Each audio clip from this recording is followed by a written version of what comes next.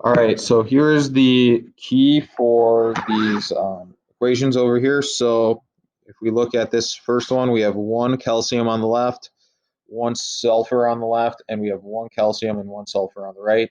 This one is already balanced, and we do not need to add any coefficients. So this one's all good. Okay, so this one's okay. Now, as we look at the next one, we have two hydrogen, two oxygen on the left side. We go over here, we have two hydrogen and one oxygen. So obviously that's a problem.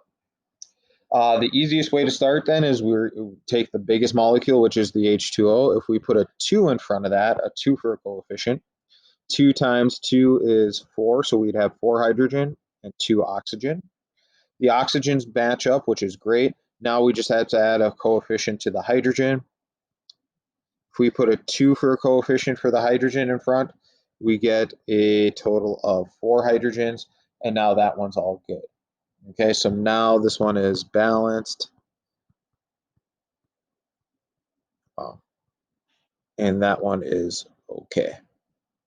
All right, moving on to the next one, we have one potassium, two chlorine, one potassium, two chlorine. All right, the easiest way, sorry, this one shouldn't be two, my fault. The easiest way to make this one work right away, let's throw a 2 in front of there, 2 for a coefficient. That gives us 2 potassium and 2 chlorine. So that satisfies this one. How are we going to make 1 chlorine into 2? Or sorry, 1 potassium, excuse me. We're just going to throw a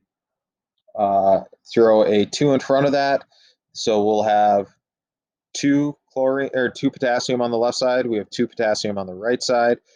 1 chlorine here, or 1 Cl2 molecule, and then 1 Cl2 or 2 chlorine. Holy cow! 2, 2, 2, 2. We're good. All right. Then finally we get to this last one. So this one is now balanced, and it's okay. And we get to our last one here. This one's big. So this one's a little bit trickier than most. So let's just start by going through.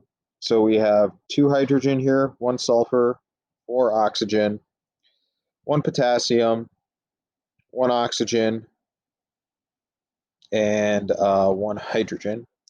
Over here we have 2 potassium, 1 sulfur, 4 oxygen, 2 hydrogen, 1 oxygen. All right. So on this side over here, I'm going to kind of make a little chart. So H's, we have 3 on the left side, 2 on the right side to begin with. So this is our reactant, this is our products. Sulfurs, we have 1 on each side to begin with. Oxygens, we have 4, 5. We have 5 on this side, and we have 1, 5 over here. So oxygens have 5. And then potassiums, we have 1 and 2. All right. First place we can start then is we can start adding coefficients to the biggest molecule. So if we know that we need 2 potassiums, we can put that right there. All right, now we're left with 2 potassiums, 2 oxygen, 2 hydrogen right there. That changes our total count. So now our potassiums are okay. All right, we have 2 there. We have 6 oxygen now on this side. And we also have 4 hydrogens instead of 3. All right, so by putting that 2 there, I change those numbers. So now we need to find a way to add 1 more hydrogen, or sorry, 1 more oxygen and 2 more hydrogens. A really easy way to do that, if you add a 2 for a coefficient right there in front of the H2O, we get 4 hydrogens and 2 oxygens.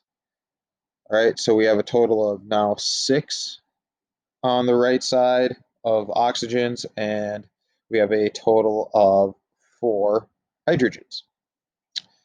We look through, the hydrogens are balanced, the sulfurs, the oxygens, and the potassiums are all balanced. All right, hope this helps, and you guys let me know if you have any questions.